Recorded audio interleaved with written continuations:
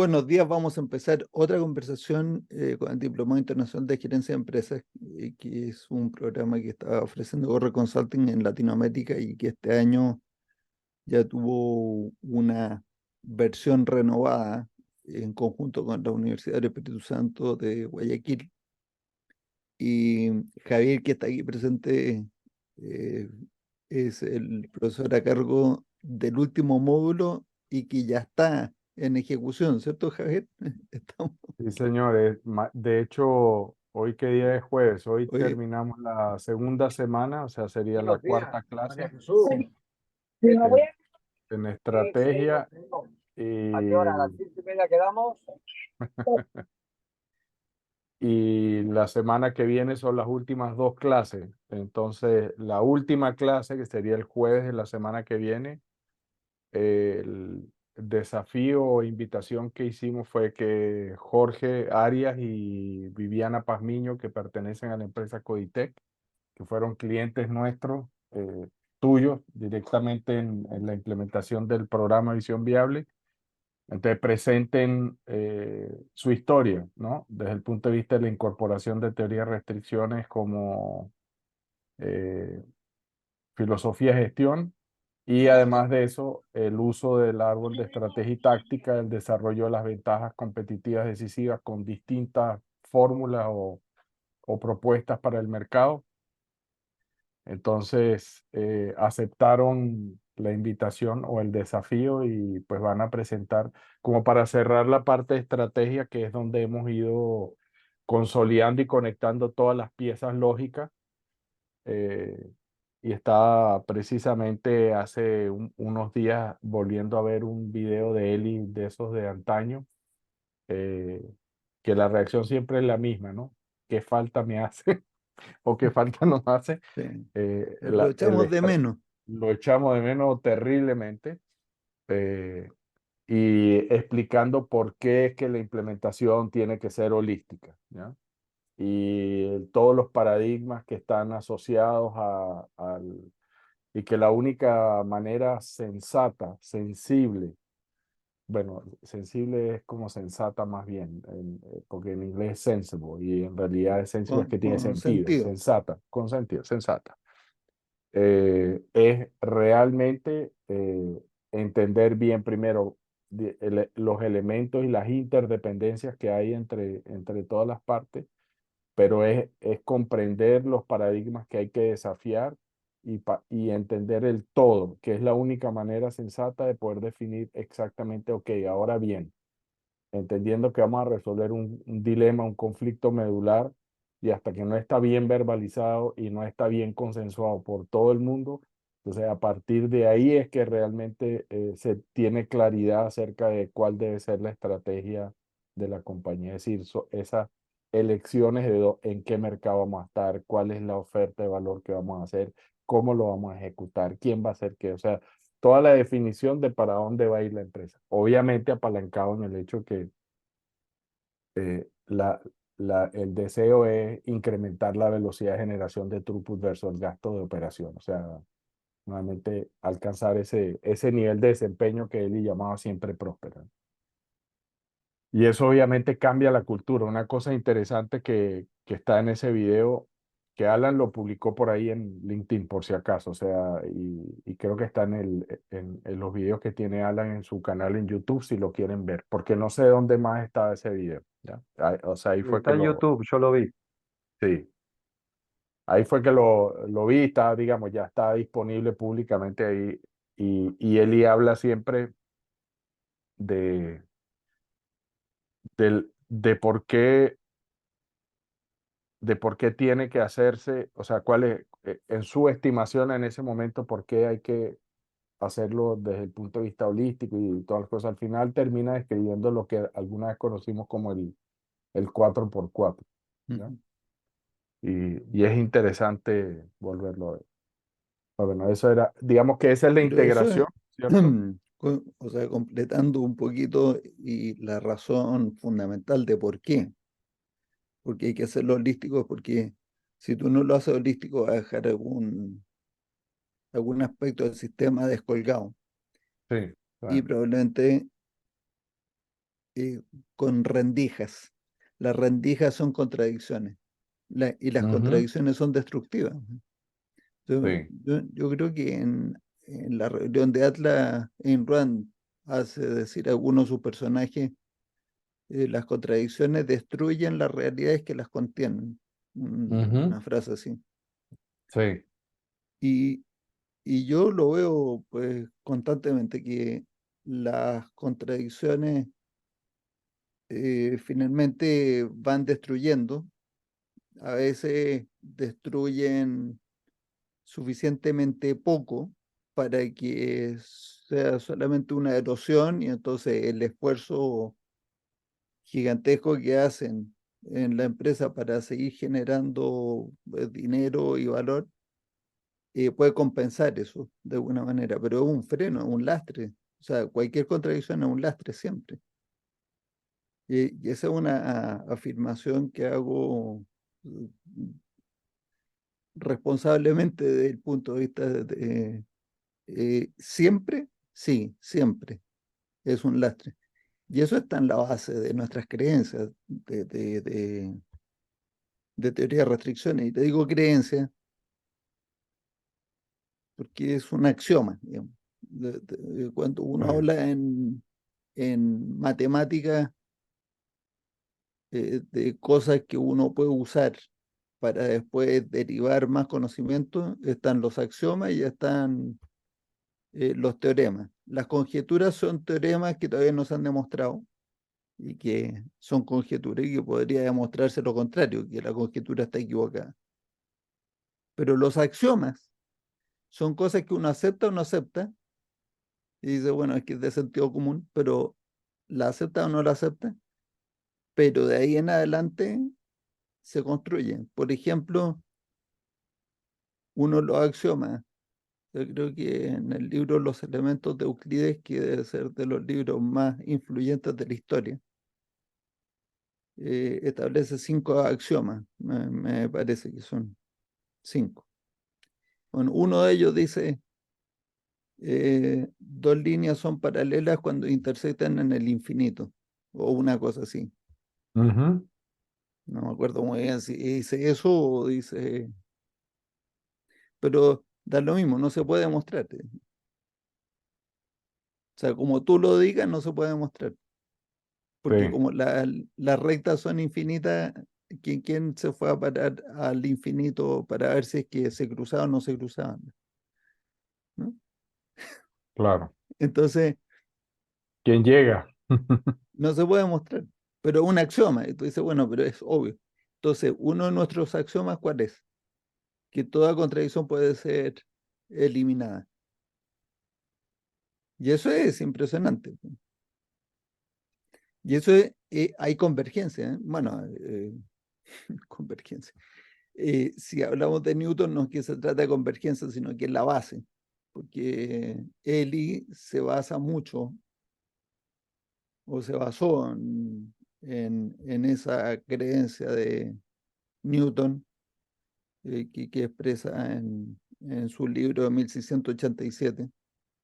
Se ve que Newton no era especialmente pues interesado en dar a conocer cosas, pero era muy arrogante y egocéntrico, entonces cuando otro decía cosas que él ya había pensado antes, se apuraba en ir y decir, Y yo lo dije publicar. antes. Entonces al final fue y publicó ese librito que la, ¿cómo es? El Filosofía principio. natural. Sí, el principio de matemática, filosofía natural y no sé cómo se llama. Y en el libro tercero, donde uno de los principios para el estudio de la filosofía o la ciencia, pues en ese momento le decían filosofía a eso, era que el- la naturaleza es extremadamente simple, simplicidad inherente, principio de simplicidad inherente de Locke, y armoniosa consigo misma, es decir, no contiene contradicciones. Y por otro lado, un ruso. O sea, es increíble cómo Bueno, cuando las cosas son verdad, las pueden descubrir distintas personas independientemente, porque no es una cosa subjetiva y que uno convenció a otro, Ujú. sino que es un descubrimiento. Entonces está el ruso este que se llama Henry Schalschuler, conocido por los que lo conocen. digamos, afortunadamente yo lo conocí por su teoría que se llama TRIZ, y se llama así teoría de resolución inventiva de problemas. De problemas, TRIZ, sí. TRIZ, por las siglas están en ruso. Y en no sé cuántos libros escribió, yo creo que escribió muy poquito, pero uno que Yo yo creo que conozco, uno, que yo tengo, sí, que en inglés se titulaba eh, Suddenly the Inventor Appeared, o sí, de pronto el inventor aparece. sí, y ahí dice una sola frase, dice, una invención surge cuando se resuelve una contradicción técnica. Listo, no diga más, yo estoy de acuerdo. Entonces, el proceso de eliminar contradicciones genera conocimiento. Y al revés, la generación de conocimiento permite eliminar contradicciones. Entonces, cualquier cosa que contenga contradicciones, para mí es rechazo. Suena como propaganda. Estamos en Chile en este momento, en un momento de decisiones. Y a mí, cosas que contengan contradicciones y que se quieran institucionalizar la contradicción, yo digo, me da susto, pues. Entonces, las empresas, una contradicción que es eh, muy aceptada inconscientemente. Es muy gracioso esto. Uno le dice a las personas, dice, ¿a ti qué te parece esta contradicción? ¿Tú crees que hay una contradicción entre los intereses de los empleadores y los intereses de los empleados? Y la mayoría de la gente dice que no. Y entonces uno dice, ¿por qué usted toma estas decisiones, esta otra y esta otra? ¿O por qué existen los sindicatos? ¿O por qué, cierto? O sea, ¿por qué existen todas estas, que son instituciones que a lo que obedecen es que unos quieren defender los intereses de un grupo y otros quieren defender los intereses de otro grupo, pero porque tienen que existir esas defensas si es que no existiera la contradicción. O sea, que se comportan como si los intereses de empleador y de empleado fueran antagonistas, lo que gana uno lo pierde el otro. ¿Y eso de dónde viene? Yo creo que viene del siglo XIX, los socialistas fabianos y demás, y después en Gary Marx y la Revolución de Octubre de Rusia nos llevó puestos pues, a Europa completa. Y todo lo que son capitalistas se lo han tragado. Entonces, cuando Milton Friedman dice que la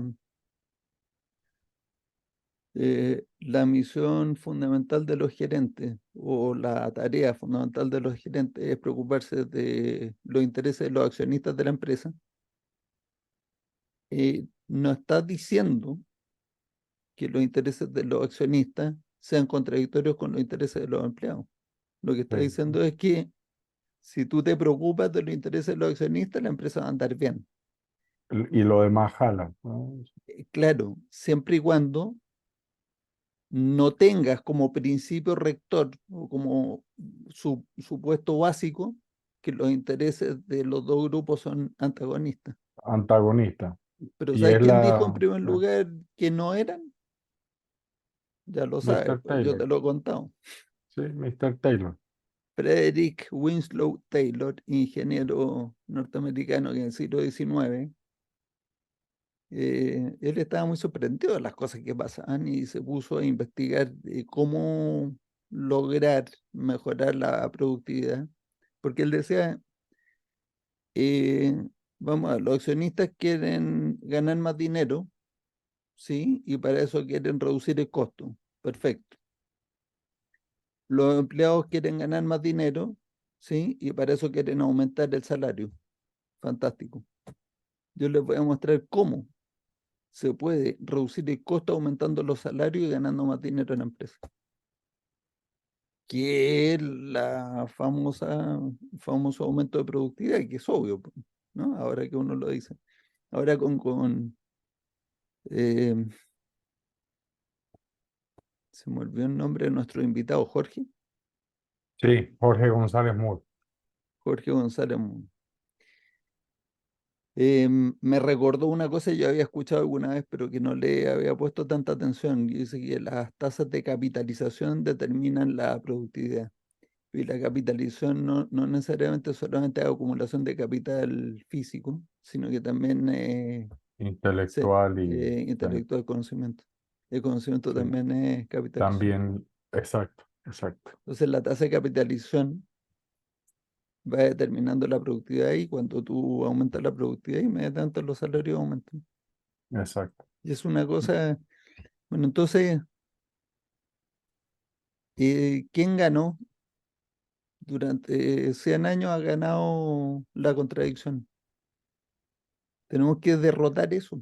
Una vez que derrotemos la contradicción, le pegamos un salto, pero así Sí, fuerte para mí una de las cosas fantásticas que he visto en todo este proceso que uno mira en Argentina y nuevamente los felicito y mis mejores deseos para el éxito de todos ustedes, porque creo que nos vuelven a dar un abanico de tiempo como para seguir conectando el sentido común con lo que es ética y moralmente correcto y con el resultado predicho si uno hace las cosas bien. O sea, si uno es tan, Bueno, voy a decir, estamos sí, todavía prediciendo, porque sí, yo no, predigo que va a ser buenos resultados, sí. O sea, pero la predicción es si logra superar los obstáculos que van a aparecer, es porque los que, obstáculos no son de la realidad, son,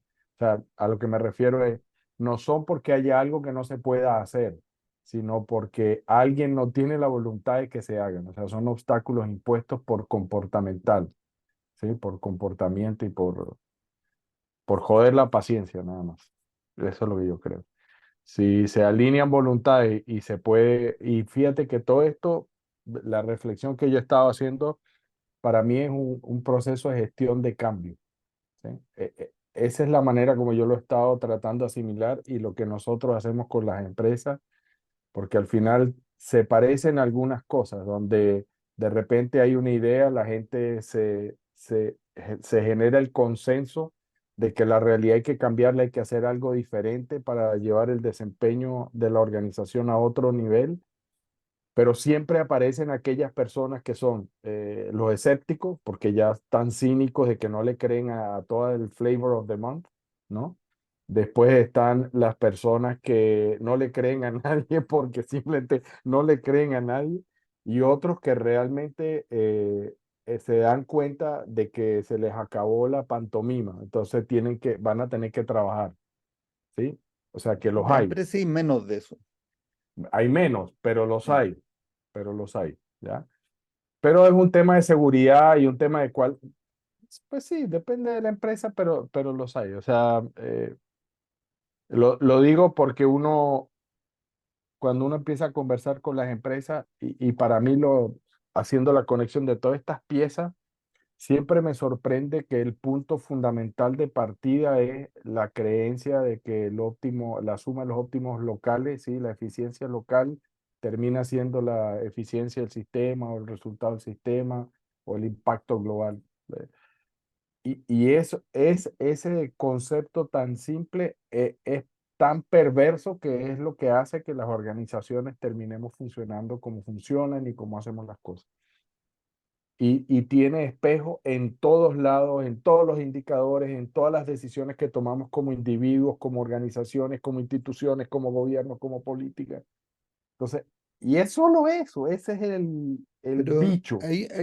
aquí hay una aparente contradicción y que está entretenida porque se la plantearon a Jorge el otro día, Ujú. el otro día. El otro día, está bien. No lo tenemos hace como 2 semanas. Sí, sí, ha estado, me escribió excusándose. Ah, por cierto, repito ahora grabado, ya me mandó los archivos que prometió compartir, ya los tengo, los archivos completos, entonces yo se los paso a Matías o me los piden o los pongo Lo ahí en el publicamos chat. en nuestro sitio. Eso, yo te los mando para que los Y subas. pongo El link. Ajá, sí, eso. Daniel Trujillo. ¿Dónde está Daniel Trujillo? Y Ah, aquí está. Ponga en Después, galería y lo ve. que como no, nos es había que borrado todos, como nos había Sí, eliminado como todos, no quiere que nadie más hable, entonces bueno, íbamos, nos tocó forzar la barra. Dale, Daniel, que hágale. complementando lo que acaba de decir Javier, yo creo que hay otra cosa que de hecho, pues ahorita que estaban hablando de gorras y todo, pues yo no tuve la oportunidad de conocerlo, pero también casualmente en estos días estaba viendo un video de él donde, donde explicaba el principio de simplicidad inherente. Y, y bueno, lo primero que tengo que destacar es que la forma de explicar que él tenía, pocos la tienen. O sea, yo cuando lo veo a él, me aclaro un montón de dudas con las que vengo y él me las aclara solamente viéndolo, pues como hablar. Entonces, destacar eso. Pero volviendo al tema de simplicidad inherente, creo que es un principio supremamente poderoso que lastimosamente no todo el mundo conoce o no todo el mundo tiene claro, y de ahí que nos acostumbramos a vivir con conflictos. Entonces, pues para muchos de nosotros, para la mayoría de la gente, es costumbre, eh, pues o dan por hecho que los conflictos existen y que hay que estar ahí moviéndose entre un lado y el otro. Entonces, casualmente, pues yo, bueno, desde que vi ese video, trato de cuestionar muchos conflictos con los que me encuentro y pues se da uno cuenta que pueden ser derribados esos conflictos. Casualmente en estos días hablaba, aquí pues como incidencia, la empresa donde yo trabajo entró un gerente financiero nuevo. En estos días pues me lo presentaron y hablé con él. Entonces me lo presentaron y él se presentó como especialista en costos. Yo dije, ay Dios mío, aquí Lo que vamos me a, faltaba, lo aquí que me vamos a, faltaba. aquí vamos Ave a María, tener pues. unas discusiones interesantes. Pero bueno, no, después de la conversación me di cuenta que es especialista en costos, pero va como por el lado que es. Pero hablando con él me daba cuenta que, por ejemplo, él estaba metido o sea, él tenía muchos conflictos y daba por hecho, y por los supuestos que tiene, él daba por hecho que Trade-offs. sí, que hay que estar haciendo trade-offs, exacto, que a veces es un poquito de esto y un poquito de esto. Y pues yo, para mis años, pensaba, no, pues hay que demostrarle que ese supuesto que tiene está falso, pero realmente, pues, alineado con el principio de simplicidad inherente, todo, todo va hacia la misma línea. Lo que pasa es que a veces tenemos unos supuestos que nos hacen pensar en esos trade-offs y cuando conocemos esa simplicidad inherente, pues nos debemos a cuestionar esos supuestos. Entonces creo que aparte de lo de los óptimos locales, ese tema de desconocimiento de la simplicidad inherente también afecta mucho a las organizaciones. Tú decías hace un rato, Daniel, que a lo mejor es porque no lo conocen el principio este de que se pueden eliminar las contradicciones o lo de la simplicidad. Más bien el de la simplicidad, que no lo conoce a lo mejor. Es que es más grave que eso. Hay un cuerpo de conocimiento y gente que lo cultiva y lo expande, sistémicos, además, eh, que lo basan en el principio de complejidad inherente, no simplicidad. Y eh, em, tengo un amigo que es compañero de curso de la universidad y él siguió una carrera académica y hoy día es director de una escuela de posgrado pues, muy prestigiosa aquí en Chile. Y yo lo tengo en WhatsApp. Así que, y en su... Vieron que en WhatsApp uno puede poner una frase, así como en el perfil. Y la frase que él eligió para poner ahí, la mía dice no hay perfil, o algo así. No sé, yo no he puesto nada. Pero él eligió una frase, dice, para todo problema complejo hay una solución simple, puntos suspensivos, que está equivocada. Yo dije, ¿what? Eso es muy... No sabe en el problema que se metió. Picaneó Bueno, al pez globo. no, eso yo no.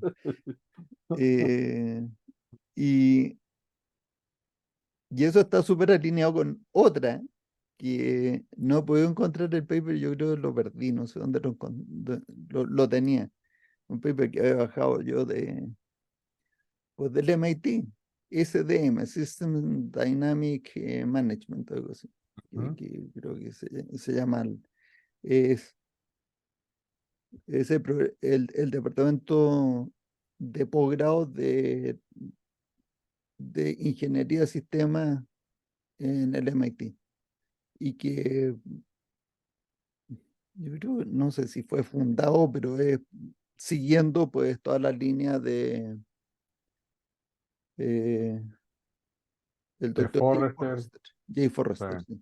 Jay Ujú. Forrester. Y yo tengo ahí todos los videos, yo los he estado escuchando a Jay Forrester, bueno, unos videos que se publicaron con estudiantes de posgrado. Súper interesantes las conversaciones, porque de primera mano uno dice, bueno, yo ahora sí le entiendo a Jay Forrester, y él podría haber deducido el principio de simplicidad también. Ujú. Pues yo nunca lo hablé, o sea, sí le escuché y dice, bueno, los sistemas son complejísimos por todas las interacciones que tienen, lo cual también lo dice Goldwyn. Pero la deducción de ahí es que mientras más complejo es el sistema y mientras más interacciones tenga, menos grado de libertad tiene el sistema, lo cual significa que eh, grado de libertad significa cuántos puntos del sistema puedo tocar yo independientemente. Entonces, cuando toco un punto del sistema, voy a afectar a otros, lo quiera o no lo quiera, por todas las interacciones que hay. Es como cuando uno aprieta el ascensor, o sea, el botón del ascensor. Si no lo aprieta, el ascensor no viene. O viene, porque a lo mejor viene alguien de otro lado, da lo mismo. Pero si lo aprietas, tú sabes que va a venir. O sea, ya no puedes tomar la decisión de que no venga. Entonces, ¿cuántos puntos del sistema puedo tocar sin que se afecten otros puntos del sistema? Entonces, mientras más interacciones hay, menos grado de libertad tiene. Llegado al punto de que con un solo punto que yo toque, puedo afectar el sistema completo. Y en eso consiste el principio de simplicidad inherente. Pero entonces, en uno de estos papers que yo me bajé, decía principios del pensamiento sistémico. Y dije, madre mía, yo voy a ir a aprender. Y la Por lista fin. era de más de 20. Dije, listo, esto está mal. O sea, sin leerlos. No pueden ser tantos los principios, son siempre poquitos. O sea, si te vas a mirar física de Newton, 3 leyes.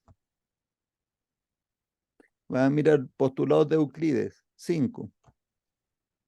Vas a mirar los principios de la lógica de Aristóteles, 3. 20 principios. Aquí hay algo que huele mal. Está mal. Y Fishy, en el es número fishy. 7, decía, es Smelly Fish. En el número 7 decía, eh, no hay tal cosa como una solución simple para un problema complejo. No existe tal cosa como una solución simple para un problema complejo. Entonces dije, ok, Thank you very much. si esa es la creencia, pues no vas a buscar la solución simple. Porque si crees que no existe, crees que eso es el santo grial que no se puede encontrar, que es una fantasía, que es una leyenda, que la gente dice, o la piedra filosofal. Dice, sí, pero son historias, pues, no puede existir. Entonces no la va a buscar. Y entonces, ¿qué es lo que viene como consecuencia de eso? Transigencia, reducir las metas, la aceptación del statu quo. No tiene un impulso de generar más conocimiento. Y entonces, pues no es raro que a uno le digan que muchas de las invenciones se lograron, muchos de los inventos se lograron por casualidad. ¿Han escuchado eso alguna vez? Dicen, muchos inventos fueron por casualidad. Pero claro, pues, ¿quién estaba buscando inventar algo si no sabía o no tenía como principio que cada vez que uno se encuentra con una contradicción, ahí hay una oportunidad? Y entonces, Henry Charles Schuller, que lo tenía en el ADN, yo no sé cómo, ¿no? De repente, pues hay gente que tiene esa claridad. Decía esto así, dice, pero esto es demasiado obvio, es evidente, pues. Pero es porque ¿Cómo partía no la lo base ven? de que se puede eliminar la contradicción. Entonces, revisó miles de patentes, diciendo, esta cuestión funciona por esto, esto funciona por esto. Y muchas de esas patentes dijo, buena la solución, pero mejor de esta otra manera. Hay que tener, digamos, coraje. Cajones. Sí, coraje. Así ¿Puedo que, agregar algo para Siempre. ser un poquito, digamos, está bien lo que decís del ascensor, pero en el ascensor podemos predecir que va a venir porque conocemos todas las relaciones causa y efecto de la física. Sabemos que si apretamos el botón hay una energía que va a hacer mover el motor y el motor va a llegar hasta cierto punto, que va a haber un sensor que va a hacer para... Bueno, todo eso lo sabemos. Ahora, cuando el sistema está formado por gente, se empieza a hacer cada día más complejo, porque hasta Eli lo decía, que si tengo la máquina, tengo el operario y tengo los materiales, lo que va a hacer el supervisor es decir, póngase a trabajar, porque siempre es mucho mejor que no trabajar. Ahora, como supervisor no sabe lo que pasa aguas abajo, quizá está haciendo, digamos, está haciendo un mal a la compañía por hacerlo trabajar. Y yo creo que ahí está un poco la complejidad de hacerle entender a cada uno cómo se tiene que sincronizar. Ese es digamos, mi aporte a este tema de la complejidad. sin embargo, el conocimiento de por qué hay que interrumpir el trabajo de algunos centros de trabajo, todo eso lo hemos desarrollado y no fue muy Sí, difícil, digamos, llegar a la conclusión. No sé si difícil es la palabra o fácil, pero ya lo tenemos, el conocimiento, lo tenemos. sí. Ahora, la siguiente pregunta es, ¿qué tan fácil es que lo adopten? ¿Cierto?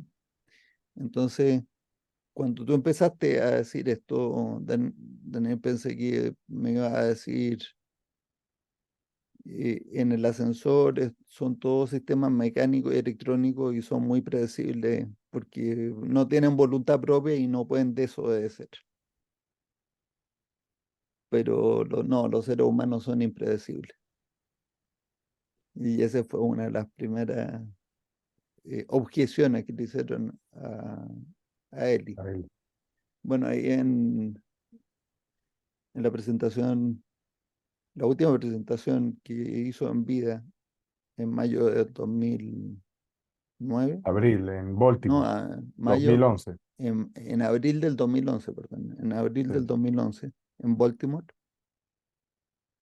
eh, cuenta eso, que le dijeron, no, pero Eli, las personas son You impredecibles. Entonces crazy. él dice, sí, entonces él dice, ¿de verdad? Yo creo que yo puedo predecir perfectamente bien la reacción de mi esposa si le doy mi opinión honesta acerca de su nuevo vestido. Entonces, el chiste que siempre echaba, no sé cuántas Sí. veces se lo escuché, Y pero Beatty se lo aguantaba todas las veces. sí, nada, se reía siempre, ¿viste? Pero El tema es, lo escuché el otro día, alguien que no tiene, no, no tengo idea si sabe o no de teoría de restricciones, pero dijo, bueno, pero si, ¿qué espera acerca del comportamiento de esas personas si tienen los incentivos que tienen? Entonces, al final, lo que estás diciendo ahí, los economistas son los campeones de los incentivos. Dice, si usted incentiva un comportamiento, lo va a obtener. Entonces,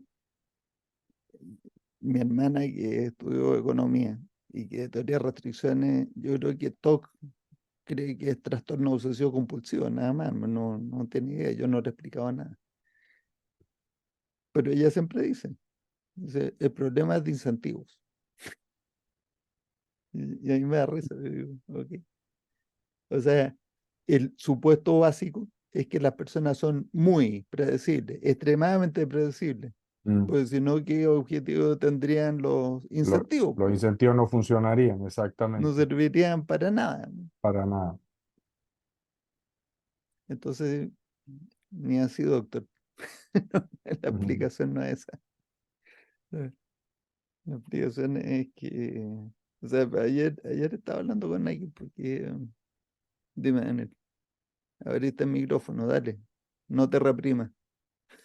Sí, En castíguelos, realidad, castíguelos, dele por la cabeza.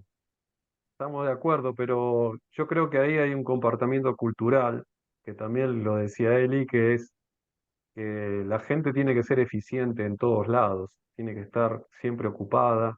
O sea, eso lo vemos permanentemente, entonces es muy difícil cambiar esa cultura. Si cualquiera persona que entra a una fábrica o a un lugar, yo tenía una compañera de una tesorera que sabía que trabajaba nada más que los jueves, trabajaba mucho los jueves porque los viernes pagaba los proveedores. Pero siempre que entraba a la habitación donde estaba la tesorería, hacía como que estaba muy ocupada y nosotros sabíamos que no. Pero era la oportunidad para decir, ay, sí, estoy muy ocupada. Y bueno, era cultural, porque si alguien decía, no, no está haciendo nada en todo el día, y le iba a hacer mal al sistema, a la compañía. Entonces creo que por ahí pasa mucha capacitación, mucho entendimiento y que tengan los incentivos para no trabajar en el momento que no se necesita.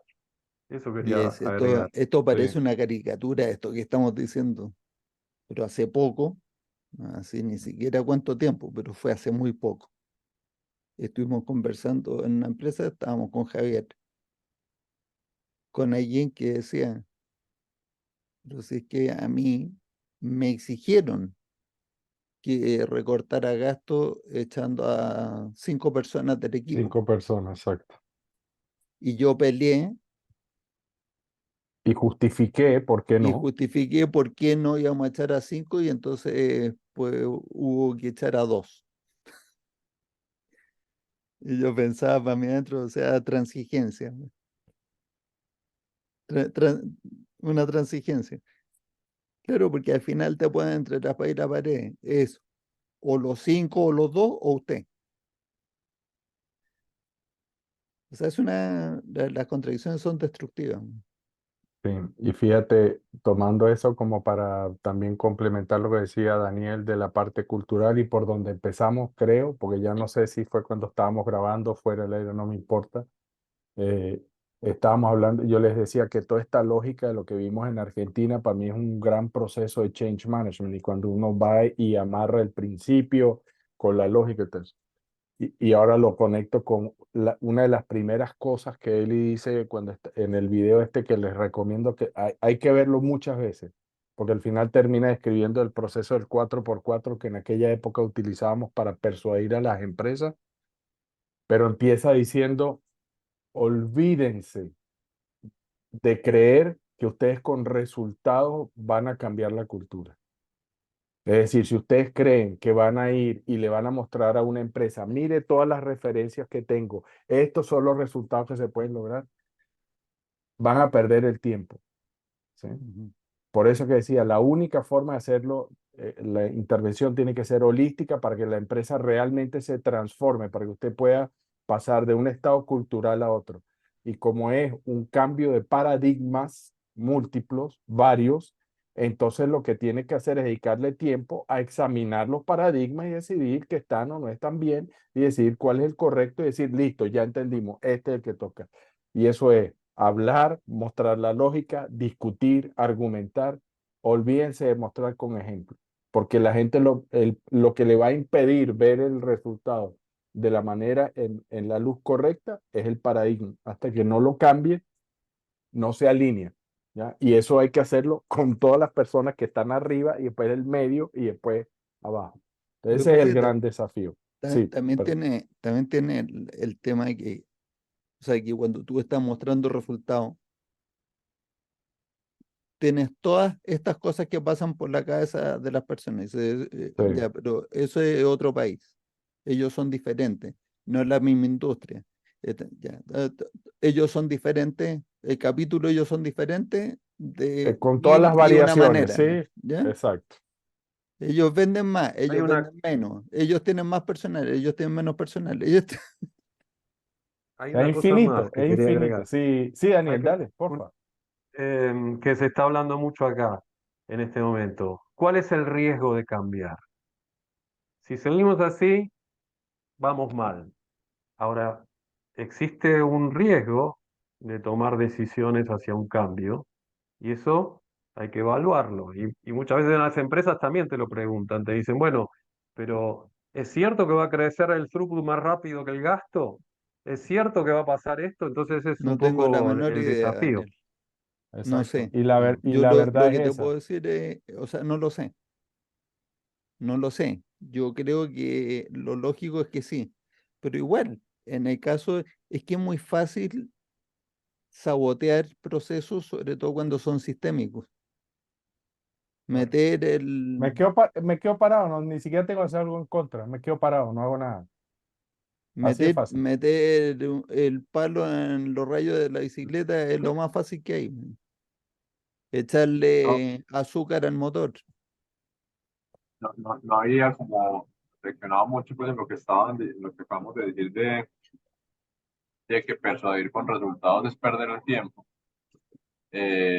Bueno, Y me pongo a pensar y pues sí, o sea, en el caso mío personal y digamos lo que se acaba de vivir en Argentina, en el caso mío personal, cuando yo empecé o entré en el mundo de teoría de restricciones, lo primero que me pasó fue que empecé como a entender y a cambiar el paradigma sin saber de De resultados resultado. de Ujú. resultados y estaba convencido pues que este paradigma era el correcto y bueno, ya pues a medida que avancé empecé a ver resultados en otros lados y digamos que los resultados acompañan ya la nueva Sin creencia duda. Sí. y, y viéndolo en el caso de Argentina, yo personalmente a Javier Milei lo sigo hace ya algunos años, incluso pues antes de que estuviera ya tan posicionado pues en la carrera presidencial. Y recuerdo una entrevista en la que a él le decían, bueno, es que toda su teoría es muy bonita, pero ¿cuántas Champions se han ganado ustedes? Como por decirle cuántos países han aplicado todo esto y realmente pues no recuerdo que hubiera dicho pues como muchos o como algunos siquiera, pero veo que lo que hizo fue convencer a la gente de que este otro paradigma era cierto y pues finalmente quedó elegido. pero, pero sí tenía ejemplos para mostrar. Chile, por ejemplo. Yo no recuerdo cuál dijo en ese entonces, pues en No, la y Irlanda. toda entrevista vieja. sí, pero al final es, o sea, ahí es cuando se meten, ya quiere Estados número, Unidos bueno, en su vea la realidad, fundación. entonces Ah, sí, Estados Unidos en su fundación, sí. te saca las estadísticas de los países que tienen menos intervención Sí, estatal, donde son más libres, entonces el grado de libertad con Capitales el y grado de campos desarrollo por todo esto. económico, y, y los niveles de pobreza, pero y hace las comparaciones entre eso y los países que están aplastados como nosotros. Sí, cuando estábamos, o sea, estaba yo diciendo acerca de eso de los resultados. Entonces, un capítulo es somos diferentes. Pero luego viene otro capítulo de las cosas que pasan por tu cabeza y que es totalmente correcto, ¿eh? Pensar así, es totalmente correcto, en mi opinión. O sea, esto demuestra cómo, sin tener que enseñarle a nadie cosas, yo tengo en 5 minutos una llamada, así que vamos a terminar en uno. Voy a cerrarla res- yo, re- esta llamada. resuma pues, Entonces, feliz. eh, el mecanismo lógico de uno dice, ok, ahí está el efecto, y tú me estás diciendo que esta es la causa, pero yo no estoy seguro si esa es la causa, porque puedo poner contraejemplos. Los narcotraficantes son extremadamente exitosos en resultados. Ese es el sistema que tú quieres para tu empresa o para mi empresa. Uno dice, no, ese no es. Entonces, no me digas que un buen resultado garantiza que lo que tú me estás diciendo es. O sea, los resultados no son, o sea, los resultados pueden ser confirmación de un efecto predicho, Exacto. Para pero eso no deben servir, ¿no? necesariamente son garantías de De que éxito hubo o de validez. causalidad Exacto. entre efecto, entre causa y efecto. Eso es. Entonces es muy obvio pues, que uno pues no le... O sea, aquí te preguntan, ¿y a quién le han ganado? Eso es una buena pregunta. Pero entonces mi conclusión final, y que creo que o sea, tengo mucha más claridad respecto de esta conversación, es que lo que seduce mucho es la coherencia. Y la coherencia es lo contrario a la contradicción, o sea, a la transigencia. Coherencia es contrario a transigencia. Cuando uno dice transaca, es lo más despectivo que puedes decir respecto de una negociación, ¿no es cierto? La transigencia. Y no se trata de transigir, se trata de ser coherente. Y Javier Milei ha sido coherente. La cuestión Sí. es que ahora la tiene por delante, tiene el aparato del Estado para imponer la ley, pero le van a caer encima, bueno, ya sabemos, Ya veremos a ver qué se puede. O todo sea, el show. o Pero, sea, pero a sí. diferencia de Chile, en Argentina hay canales de televisión y medios escritos, o canales de televisión que defienden el Que la sentido muestran común, cómo es. Sí. que defienden el sentido común. En Chile, Para Igualmente mí es yo un... creo algo que Sí, decía Eli. Hay que dar, ¿se acuerdan que decía que cuando entren en una empresa den un golpe de efecto, algo que se pueda hacer rápidamente para que cambiar las expectativas? Y yo creo que eso es fundamental. eso es sí, para aumentar el buffer, porque sí. el amortiguador del El proceso de primer cambio día es es cero. pequeñito al Sí. principio y tú necesitas hacerlo crecer. O sea, el amortiguador de confianza y de credibilidad hay que hacerlo crecer con primeros resultados, los resultados rápidos. O sea, el primer día antes de empezar la implementación. O sea, toda esta discusión, ojalá la podamos continuar el jueves que viene, porque creo que este ejemplo de la realidad de un proceso de cambio nos sirve mucho para entender cómo interactuar con las empresas y nuestra forma de hacer las cosas. Para mí es un laboratorio espectacular, porque lo estamos viendo en una escala gigantesca a nivel de Imagínate. país. ¿Ya? Vamos a hacer un piloto pequeño en un país para saber cómo actuar con una empresa individual. Sí, ¿no? Me Pues si gusta nos la cuesta, forma pues de si pensar somos, de Javier. claro, porque somos burros, nos cuesta aprender y tiene que venir alguien a mostrarnos que se puede hacer en un país completo, que ya no tengamos más excusas de que no podemos mover una empresa. Eso es interesante. A mí me parece el Bueno, paralelo nos genial. vemos próximo jueves Sí, y la continuamos. Muchísimas por favor, gracias que a todos a mí me por tiene esta. entusiasmado esto A y mí estoy feliz por Argentina. me, me Gracias. sumaron mucho. Sí, señor. Muchas O sea, gracias. de hecho, ya siento que tengo presidente, déjame que te diga, Daniel, así que compartan, no sean egoístas. Excelente. Bueno, Ok, muy buena semana para todos y Un nos vemos abrazo, próximo, muchachos. si Dios quiere. chao. Adiós. Viva la libertad, carajo. Ahí está.